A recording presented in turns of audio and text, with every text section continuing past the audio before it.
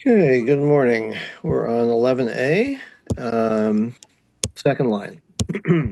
So we had a couple of digressions in the Gemara, and now we're going back to, and now we spoke about Chazaka. Now we're going to talk about Rov, um, kind of as a tangent. Minan and Milsa Diyam Rabbanan. Where do the rabbis get this idea, Zilba Saruba, that you go by majority? Minalan, so Gemara says, what are you talking about? It's obvious. Rabim Lahatos, go after the majority. Ruba Disa, come on. Um, uh, so so Rubelisa, come on, Kigon, Tes Hanuyos, the Sanhedrin. So there's two kinds of rov, there's two kinds of majorities. One is you have a set of things in front of you, and the majority, and you know what the majority is, but you don't know the status of an individual item. So then, so for example, you have the classic case of 9 stores. So if you have 10 butcher shops in town, 9 are kosher and one is not, and you find a package of meat and it's not identified from which butcher it came. So then it's kosher, even though it could be from the 10th one, but we go by the Rov. Um, or the Sanhedrin, right? Where whatever the majority vote on the Sanhedrin is, that's the verdict, right? So that's a Rubelisa Kaman. You have a number of discrete things in front of you, and you know the status of most of them, so you go by that. Well, come violin. That's not the question. You come violin. What we're asking about is Rubelisa Kaman, Kigan Katan Katana. So you're talking about like the general majority in the world. Where do you know that you follow that? So for example, katan uktana. If you have the case of yibum, where the both the man and the woman are minors, so the widow is a minor, and the younger brother is of the deceased is a minor.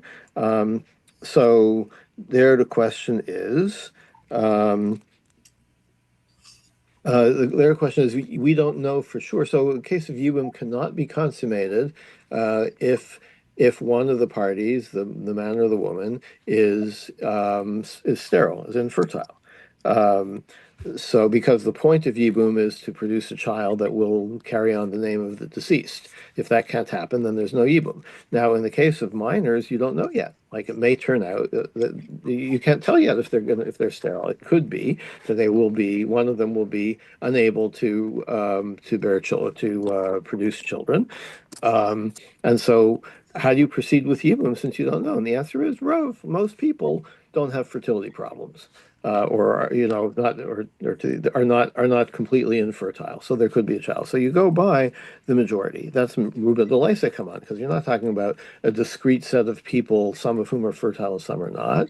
You're talking about the general situation in the world, the class of all people. Most people can reproduce. But this girl was previously married, right? So Yes.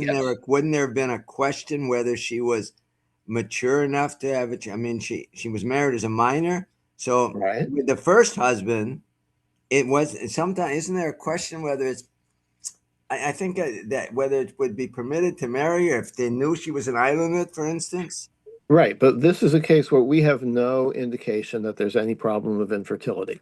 The question the Gemara is raising is, since doing Yibum, maybe I left to say, doing Yibum in a case where one party is infertile is actually an Isur D'oraisa, right? Because if you're not commanded to do Yibum, then you're subject to the Isur of marrying your brother or sleeping with your brother's wife, right? So it's not just a case of should you or shouldn't you do Yibum. It's either you must do the Yibum or you cannot, or you're forbidden to do Yibum. Okay, so why don't we say in the case of a katan and katana that we're concerned that there may, like, don't do Yibum because you're concerned that there may turn out in the minority of cases that there will be a fertility problem. The answer is you go by the Rove, right? But she got married in the first place, though. Well, getting there in the first place, Is and that not a a problem? person who is infertile can get married. That's not an issue, Uh-huh. right? But if there's no other barrier, like it's your brother's wife, okay. Um, Mhm. so we know. So how do we know that a rov delesa come on, delesa come on is considered a rov, is considered uh, valid? Amar Belazar. Asya, so we're going to have like 10 answers here. Asya me reisha shel ola. You get this from the rule of the head of an ola. V'nitach osel in sachev. Torah says when you do a korban, you have to cut it up into pieces. Osel in sachev lo sachev lo sachim. So there's a specific tradition of how many pieces. You cut the head and whatever. There's like different pieces, but you can't cut them even smaller than that. You can't take one of these official pieces and cut it in half.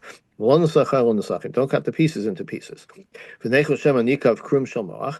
so why don't we worry about this? Maybe there is inside the brain, there is a psul, something that makes the animal treif, right? So you should, so don't you want to inspect it by cutting open the head to see if it has this brain issue that makes it a treifa? Um, Elolav mishum diamrina zil basaruba. So, like, if you're going to allow this inspection, um, sorry, if you're going to allow this animal to be considered kosher for the korban, without dissecting the head, it must be because we go by rove, right? Because we're not worried about it. Because most animals don't have this brain problem. Most animals aren't treifa. So therefore, you don't have to cut the head open. Isn't that the reason? Because we go by the rove. The Gemara says, "Mimai, maybe not. Dilma de palile ubadakle. Maybe you can like split the head open, examine the brain. V'i mishum osalin sachavon sachavon sachim. So what you're worried about cutting the pieces into smaller pieces? You're not allowed to do that. That refers to cutting, splitting a piece completely in half. You can't do that. But if you're just kind of opening it up but not splitting it in half, maybe that's okay. Leislampa, there's no problem with Nesachim. Um, so you can't prove from there anything about rove. So because in fact you can inspect the brain, you don't have to rely on a rove. So there's no proof of rove there. Okay, so let's try another one. Marbury Ravina Amar. Asya mishviras etzem b'Pesach. We get it from the fact that you can't break a bone in the korban Pesach. You can't break a bone. But don't you have to break open the skull to make sure it's not a treifa?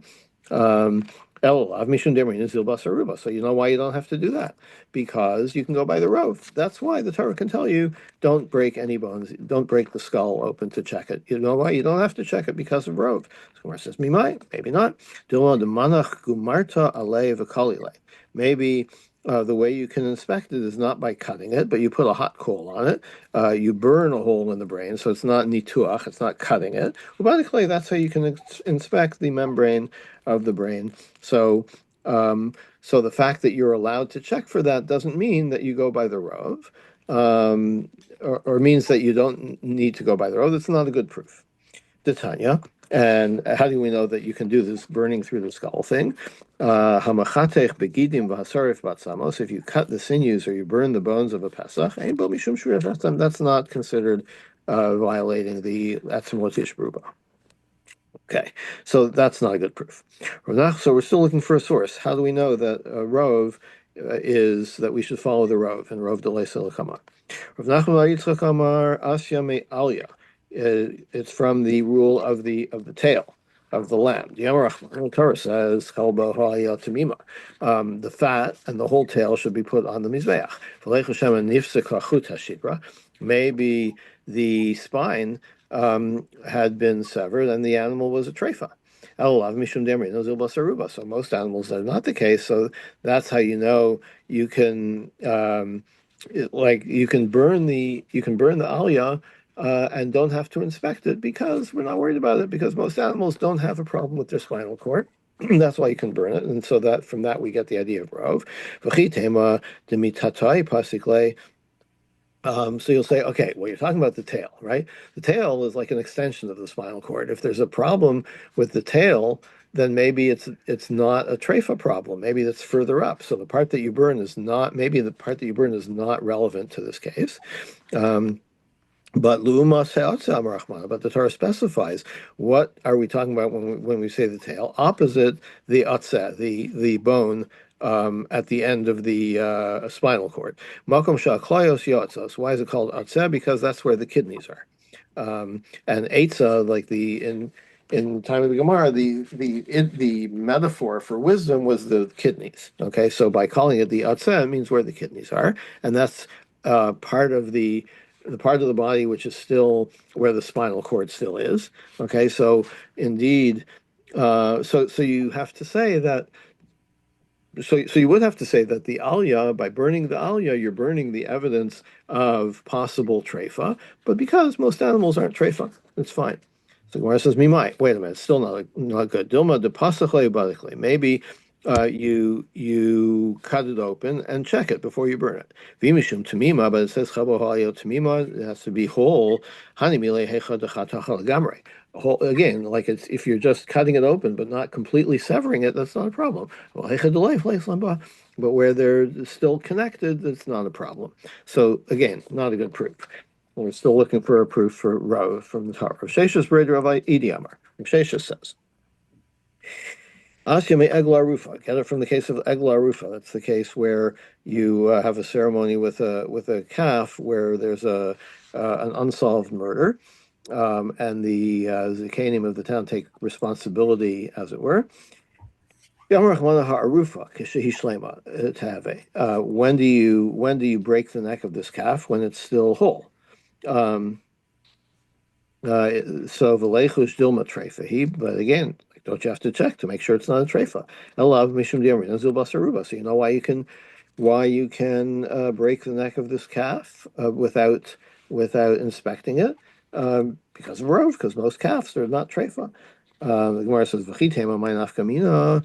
What's the difference if it's treif or not? Who cares if it's a treif? You're not eating the dakbar rufa. Why does it have to be not treif? Ha'amrei devei Rabbi Yanai kapara ksiba kekadshim, because kaper al amcha. The Torah says that this is a kapara, the eglah rufa, just like so it links it to kachim, which is also a kapara. So we derive from that it can't be a treifa. So since the eglah rufa doesn't require inspection to make sure it's not a treifa, the only reason could be that rov calves are not treifas. And so so this is a good proof. The Gemara is happy with this, but it's going to find some other ones. Rabba bar of Shilama, Rabba has a different proof. Ashemi paraduma, you get it from the paraduma. It's the cow that you burn as part of the ritual for creating for the Tahara ceremony. You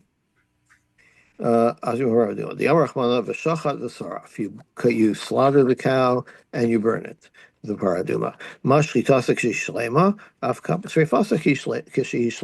So you do the shchita when it's a whole animal. It's linked to the burning. It has to be burned when it's still a whole animal.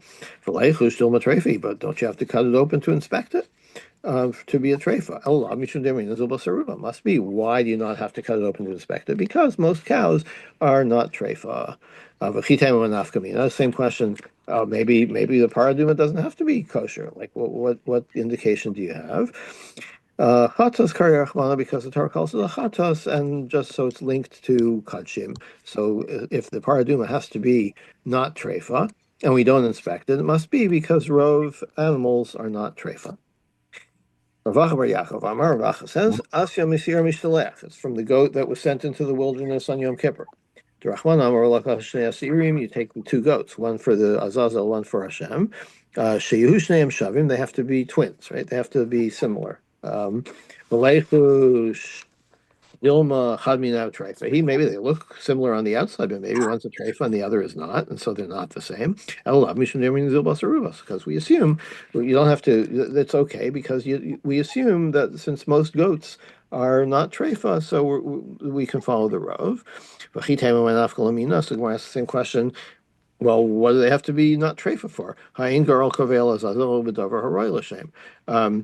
But that's not a question because the lots determining which goat is lazazel and which was lashem only works if both of them are qualified to be lashem, right? So one goes on the mizbeach, so both of them have to be eligible to go on the mizbeach. Therefore, it can't be a treifa. Maybe you'll say, maybe after you throw it off the cliff, maybe then it's broken. When you throw it off the cliff, it has to be whole, but it breaks into pieces as it falls down the cliff. So then um, maybe you inspect it then, as it says, Lo hayam agil amachsi sahar shenasa ivarim ivarim. The Mishnah says that it didn't even get halfway down the mountain before being broken up into pieces. Um, so so you can't. Um, so you wouldn't be able to tell. Like inspecting it after the fact, it would already be, all messed up. So you can't do that. So the fact that you don't have to inspect it means that we go after Rav. Rav Mariamar.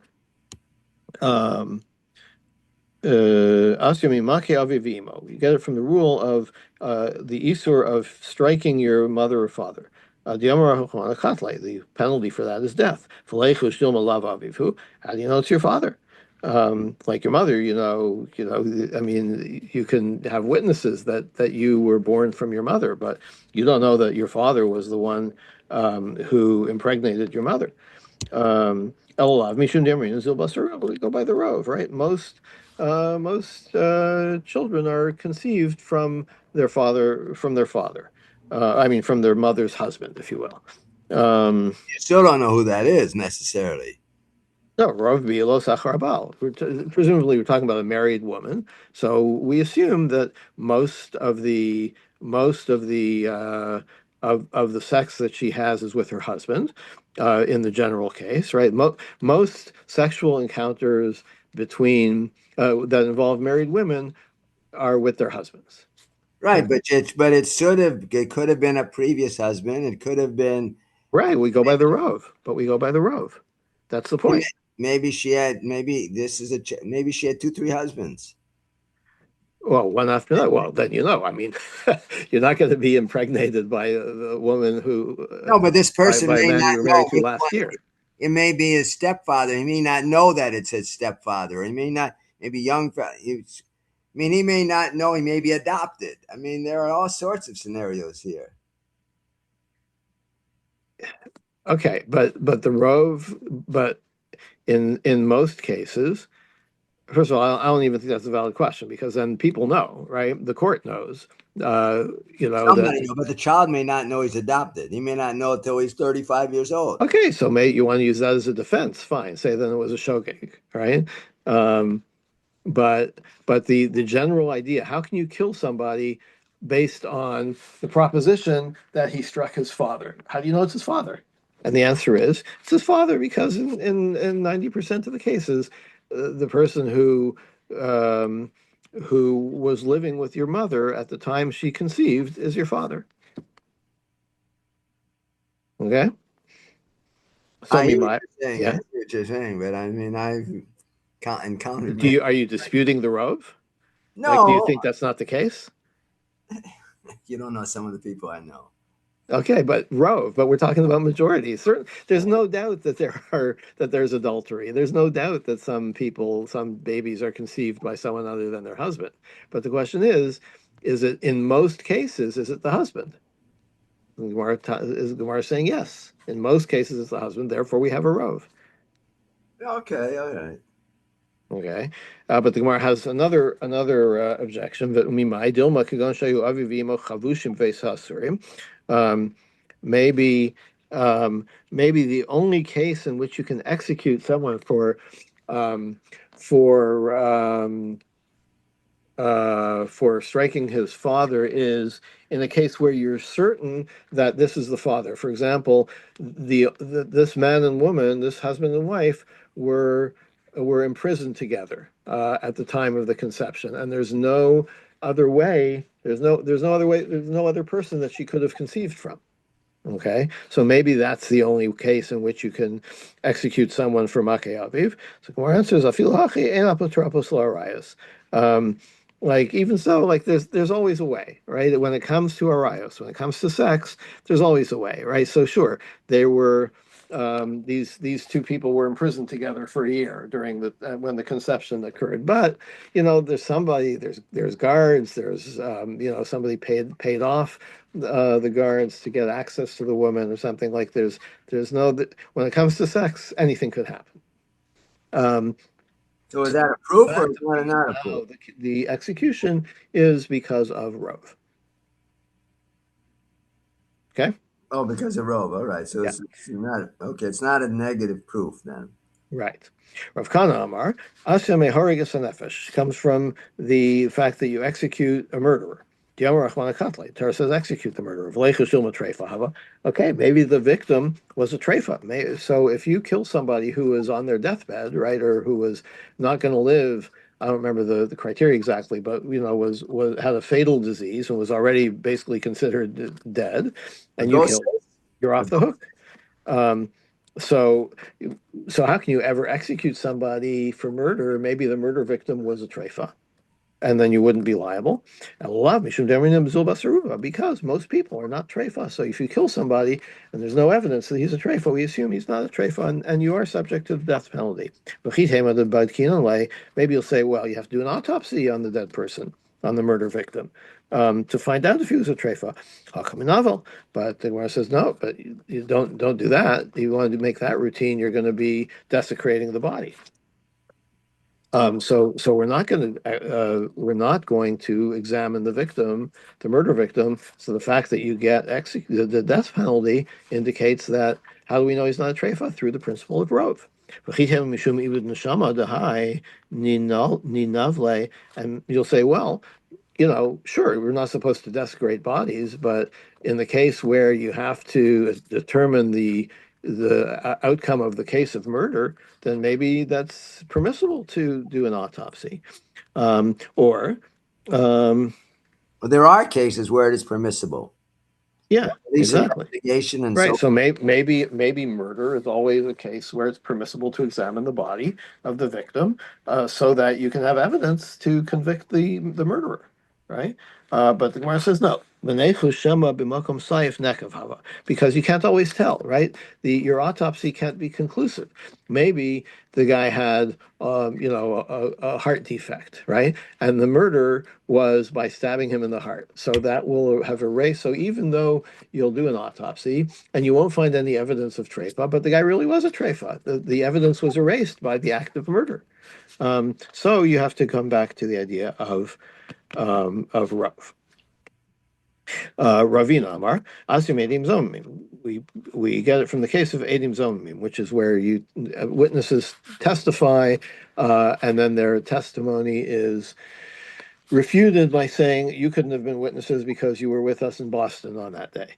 Ravina Amar Asim Zomim Diam Rachman Avasisim Lo Kasher Zomim. You do so. What's the punishment for Edim Zomim? They get whatever punishment they were trying to mete out to the accused.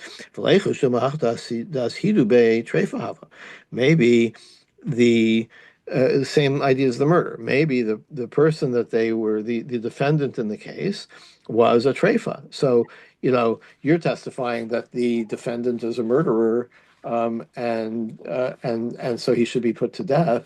Therefore, when you're an Eid Zomim, you get put to death. But maybe the guy you were trying to have put to death was a treifa, and so you wouldn't be liable. Um, no, we don't say that because of Rove. And you'll say, okay, well, maybe we'll examine the accused to see if it was a treifa. Vatanya Berebi Omer lo hargu neharagin. If they haven't killed the person yet with their testimony, then they get executed as edim zomim. Hargu ein neharagin. But if the death penalty, or, sorry, if the court proceeding caused the accused to be executed, and then afterwards the edim are found to be edim zomim, ein neharagim. They don't get executed for as edim zomim. So since they're punished only if the accused is still alive, we can't do we can't do an autopsy, right? So how can you check if the guy is a treifa? So the fact that you can't check the guy is a treifa means that the reason you can execute the edim zomim is because of Rav.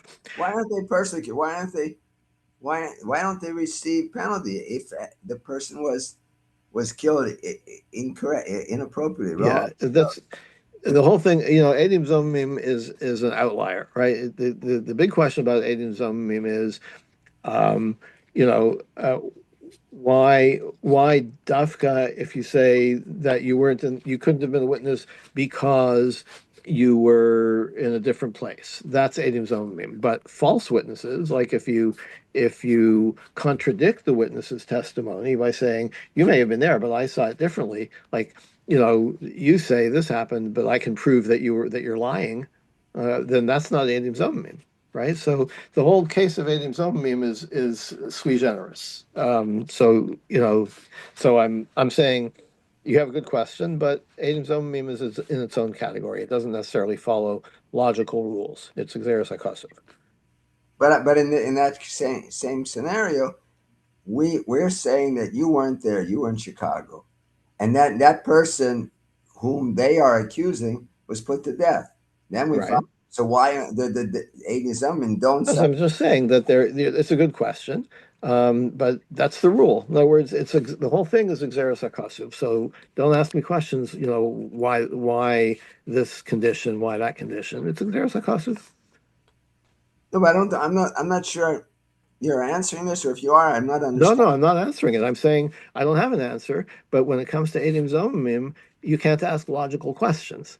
Yes, your question is a good logical question, but but in the case of Edim Zomim, the Torah lays down the rules, and according to the tradition, this is one of the rules that Hargu ein Neragim. So that's just the way it is. There's no logical reason that should be the case, but that is the rule regardless. So would that be the case for any punishment? Let's say the No, punishment I'm before sorry. Go ahead. no, if the punishment, if the atheism want to say that this person stole, I don't know, whatever he did, and the Hmm. punishment is the person has to pay back $1,000, let's say. Yeah, and that person pays the court $1,000 or pays back somebody, but he didn't do it. So the eight of them were lying, but they were in another place. They're lying, or they didn't see it. So if he's already paid back, no one killed. That person wasn't killed, but he was already paid back. Are the 80 Zoman now exempt from paying that $1,000 because that fellow had already paid it? Is that a I don't know for sure, but I think the answer is no, that money is different because you can always give back the money, right? Like you can't reverse an execution, right? Nobody's coming back to life. what about flogging? Let's say they flogged him. Okay, that's a good question. Yeah, I don't know. That's a good question. Um, should have been paying closer attention in Makos. I mean, I just don't know. I mean, you Yeah, I mentioned don't remember either. It's a good a question. question here. Um,